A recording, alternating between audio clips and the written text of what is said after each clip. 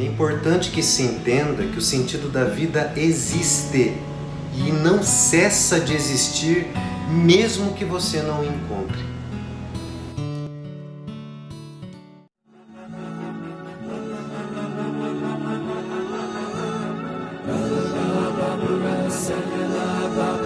Olá, amigos do Sentir, estamos aqui para mais um vídeo, para as nossas reflexões acerca do homem e dando continuidade a esse nosso projeto, né, que a gente prometeu, que acolhendo as considerações, acolhendo as perguntas, já que a parte dos relacionamentos tem surgido muitos questionamentos, a gente resolveu então, prolongando esse nosso projeto com relacionamento, já iniciar o nosso percurso com os relacionamentos conjugais.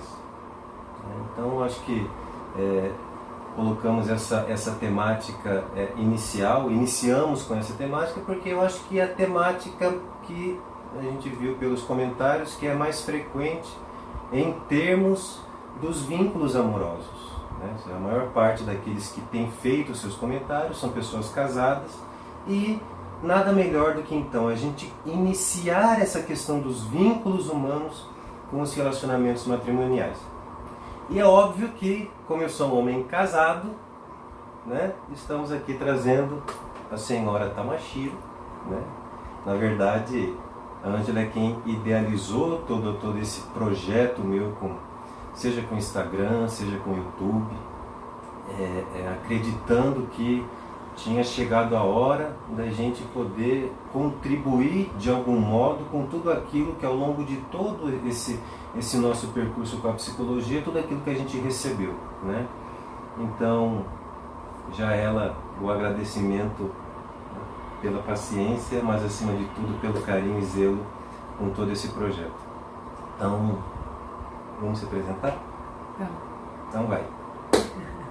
Sou a Ângela, sou psicóloga clínica também, e a gente tem em comum, além da nossa vida familiar, a psicologia. Então, a partir disso, chegou o momento da gente poder partilhar todo o nosso conhecimento,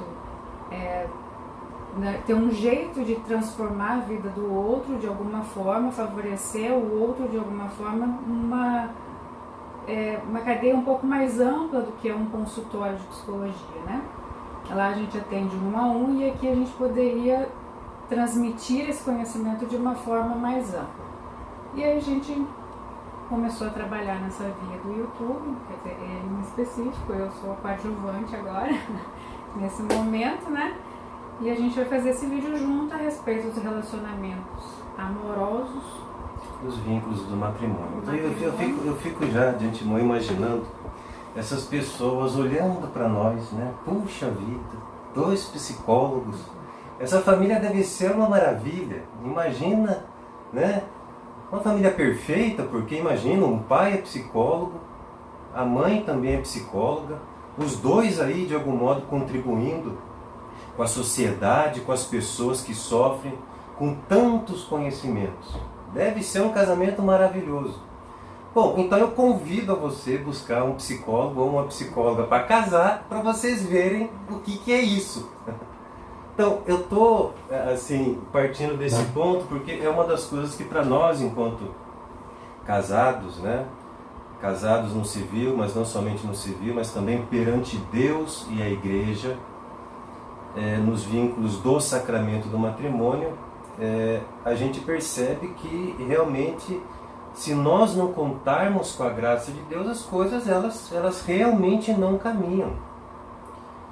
Então, uma das coisas engraçadas que a gente sempre escuta quando está nos lugares, e as pessoas que nos conhecem sabem que nós estudamos juntos, né? Assim, o percurso nosso com a psicologia é um percurso desde a época da universidade, não somente com essa ciência psicológica, mas também com a parte do relacionamento. Nós começamos a namorar desde o final do primeiro ano da faculdade, né? Hoje aí, estamos há mais ou menos 15, 16 anos formados, então fazem as contas do tempo em que a gente se conhece. E as pessoas acham que porque somos psicólogos, que a gente ajuda as pessoas, naturalmente então vem de brinde a graça de que não tem brigas, não tem dificuldades, não tem contratempos.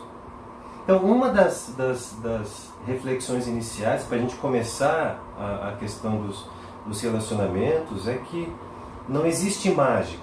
Acho que o primeiro desafio, e isso a gente bate muito a cabeça inicialmente, é o que nos faz lembrar a época quando somos crianças. A psicologia admite que um bebê, por exemplo, ela vê não somente a mãe, pessoa que esse bebê está mais ligada, mas ela entende o mundo. Aqui numa colocação bem simples, mas em regra, a criança entende o mundo, todas as coisas que não é ela, essa criança entende que essas coisas são uma extensão dela mesma. Ou seja, a mãe, o pai, os irmãos, o cachorro, os prédios, as árvores, é entendido psiquicamente nessa dimensão mais primária, nessa atividade mais primária da atividade psíquica da criança. Ela entende tudo que não é ela, escutem bem isso, tudo que não é ela entende como uma extensão dela mesma. É óbvio que isso no universo infantil tem consequências que são aceitáveis por esse momento do desenvolvimento da criança. Agora é engraçado, e aqui eu sou o primeiro a bater no peito, como às vezes, quando eu assusto, eu estou colocando Ângela não como pessoa única e irrepetível, uma pessoa totalmente distinta de mim,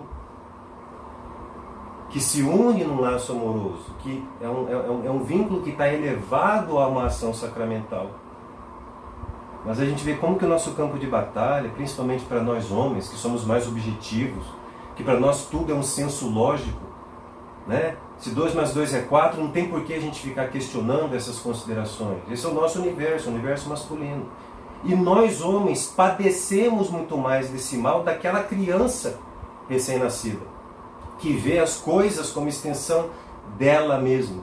Então às vezes também me pego, quando assusto, apesar de todo o conhecimento, apesar de toda a inteligência, apesar de todo o amor, como a nossa natureza masculina, ela começa a falar mais alto. E às vezes, e aqui, com muita honestidade, vejo pegando Ângela e tentando enxergá-la como uma extensão de mim. Então, se não faz o que eu quero, se não faz do jeito que precisa, que eu entendo que seja melhor, né? E eu sou uma pessoa muito, às vezes no dia a dia, muito ansioso, então, né, a velocidade da pessoa ansiosa, o tempo do ansioso é um tempo muito próprio. Até nisso, o ansioso ele é egoísta. Foi mal aí, tá? Mas eu acho que as pessoas que devem estar vendo isso, é no sentido de poder mesmo se identificar com isso, né? Ou seja, todos nós, enquanto seres humanos, vamos vivendo as nossas imperfeições, vamos com muito senso de verdade, e quem quer viver pensando no melhor tem que ser capaz de olhar para si mesmo e compreender que da mesma forma que eu sou uma pessoa única e irrepetível, com todas as virtudes, mas notem bem, também com todos os nossos defeitos, de modo especial para nós homens, não somos privados de identificar as nossas falhas, as nossas faltas. Então, acho que esse é o primeiro ponto. Para um relacionamento, o cuidado para que nós não fiquemos nessa posição de quem fica enxergando o outro, a quem nós predizemos amar, não fiquemos enxergando esse outro como uma extensão de nós. Compreender que o outro é uma pessoa única e irrepetível, que uma esposa é uma pessoa, antes de tudo, uma pessoa que é única e que tem um propósito também na sua vida. Vamos lembrar que o casamento não é uma realidade onde um fica olhando para o outro, vislumbrando e esperando ver até onde que esse amor vai durar. Acho que um dos nossos objetivos aqui, né, talvez a Ângela possa também estar alimentando e iluminando a nossa consciência a respeito desse aspecto, né, e também fazer os seus desdobramentos com as esposas. Mas uma coisa é certa, estamos partindo desse ponto. O ser humano não foi feito para ficar olhando um para o outro, né? Então essa tendência da modernidade, da pós-modernidade, de caricaturarmos o amor como duas pessoas que estão juntinhas, tem um coraçãozinho, as duas olhando para o horizonte, como se só o amor enquanto sentimento bastasse.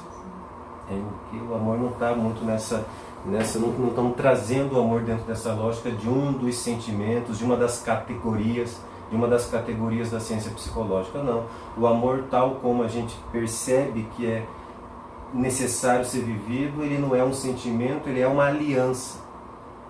Então não se trata de ficarmos olhando um para o outro, mas de saber se nós, os casados, estamos preparados para entender que aquilo que nos une está fora de nós. Fora no sentido assim, não estamos aqui para olhar um para o outro, mas estamos juntos para nos ajudarmos a chegar num ponto em comum.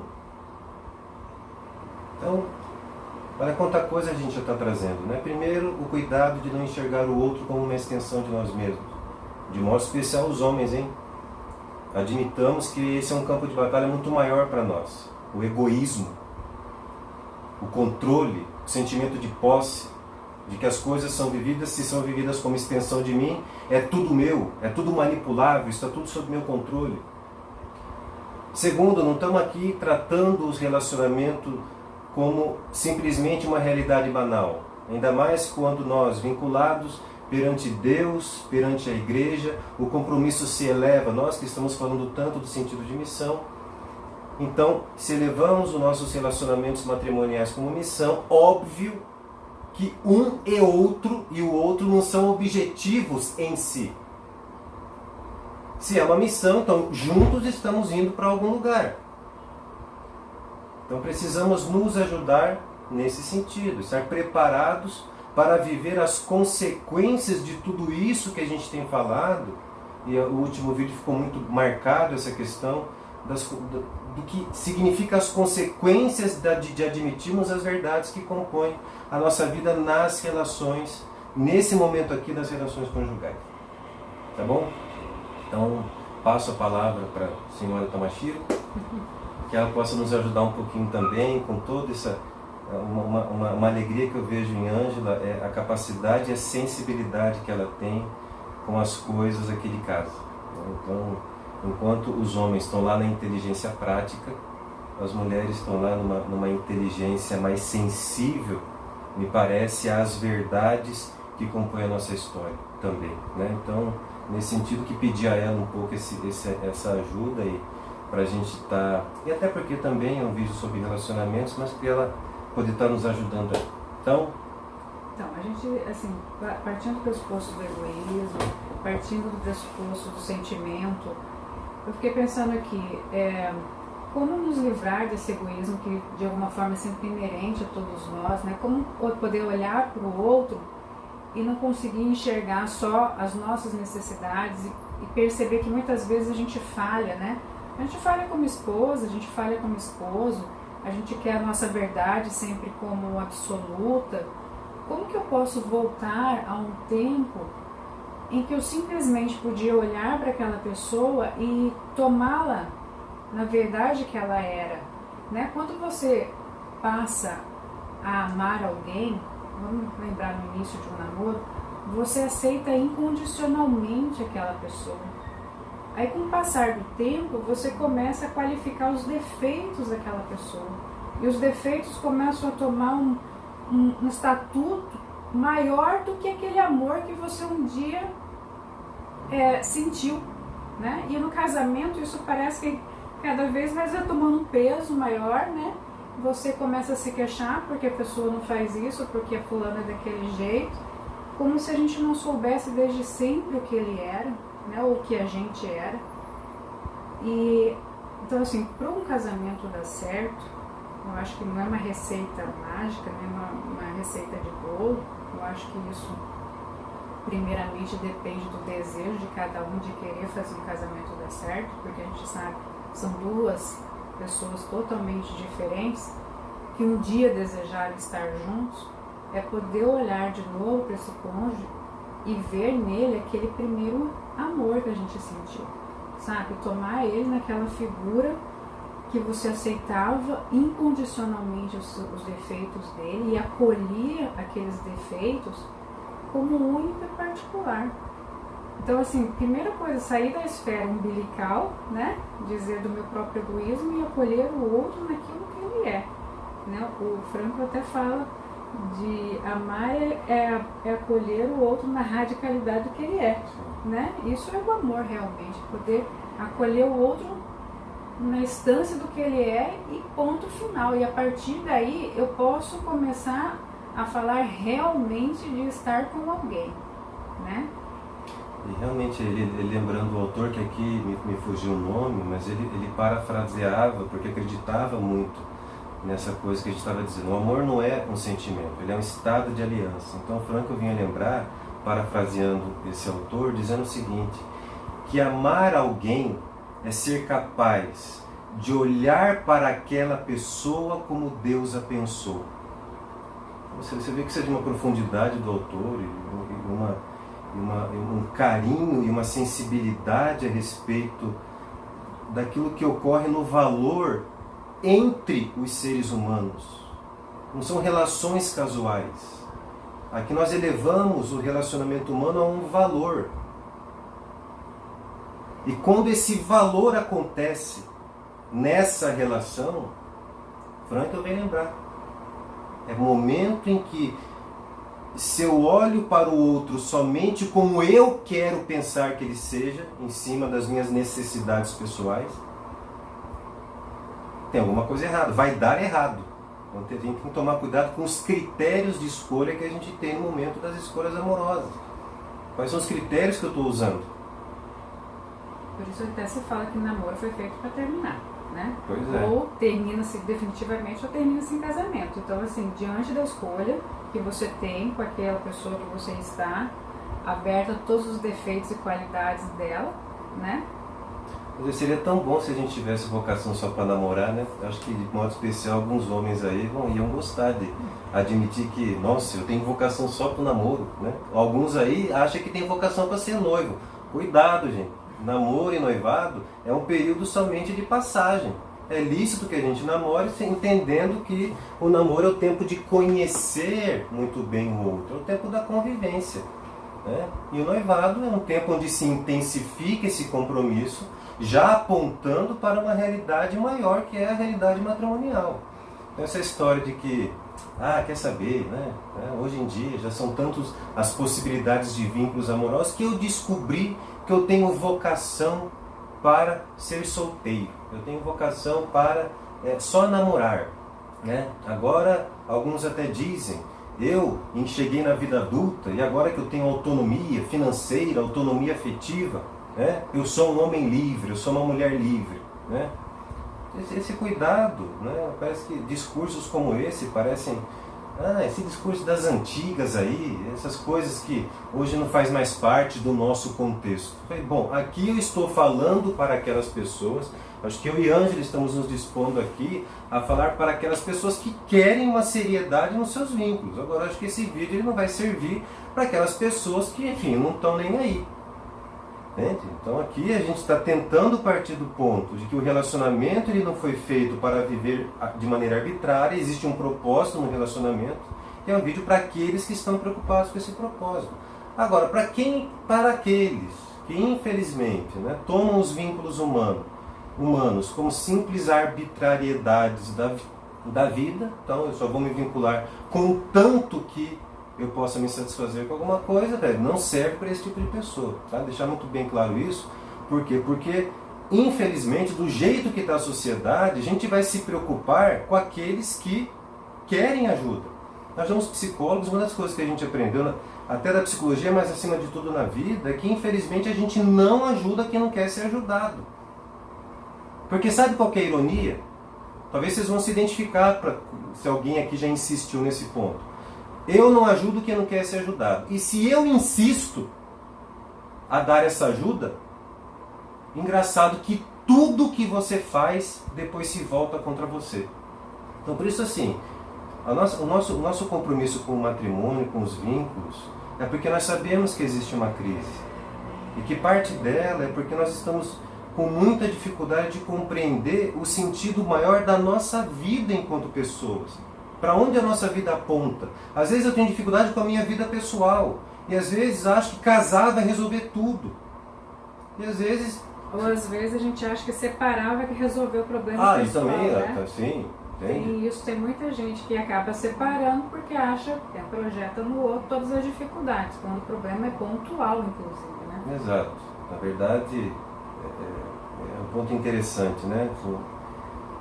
Quando, no momento de uma crise, a gente começa a perceber que instintivamente parece que chutar o balde do relacionamento, do compromisso, vão resolver todos os problemas. Olha, as nossas estatísticas clínicas têm mostrado que quanto mais a pessoa muda de endereço, pior vai ficando os relacionamentos que ela vai construindo, esses novos relacionamentos, e ela mesma vai se deteriorando de tal forma que lá onde ela acha que vai poder ser feliz, ela encontra cada vez mais tristeza pessoal. E o problema de uma pessoa triste, doente, é que ela passa a ter o dom de adoecer a todos aqueles que ela passa a se vincular. Não somente a esposa e o esposo, mas também a dimensão dos filhos, quando aparece. Então é um sofrimento que não para. E isso tudo porque na base onde repousam essas crises, nós estamos falhando sim na forma como nós compreendemos a nós mesmos e o sentido maior do relacionamento. Acho que para o vídeo também não ficar muito longo, né? Você vê, se a gente ficar aqui 2 dias falando, vai ter assunto. Mas assim, no primeiro momento é para a gente ampliando a nossa forma de pensar isso, o vínculo amoroso. Nos próximos vídeos a gente vai fazer o desdobramento também de outros vínculos, de modo especial pais e filhos. Espero que a senhora Tamashiro também nos ajude, enquanto agora não mais como esposa, mas como mamãe, né? A estar falando dessa temática que é tão importante para nós. Então, assim, nesse vídeo, assim, o que fica de pontual é a questão rever nosso próprio egoísmo, olhar para o outro a partir daquele primeiro olhar que a gente teve quando começou o início do namoro, vislumbrar que o amor ele não se trata só de um sentimento, porque esse sentimento é evanescente, amanhã pode já não existir. O amor é um compromisso, o casamento é um compromisso com o que você faz. Então, olhar para isso com verdade, né? Sair do campo imaginário, que sempre o outro é mais feliz, que a família do outro que dá certo. Para dar certo, você precisa se implicar dia após dia, dentro daquela rotina exaustiva que você tem, cheia de compromissos, cheia de dificuldades. Essa é a vida real. Não existe fórmula mágica, não existe uma família mais feliz que a outra, se não há dedicação, exclusividade, luta, né? Exigências consigo mesmo, para a coisa poder funcionar. Acho que a princípio é isso. Gente, a Ângela estava com muito medo de fazer esse vídeo, né?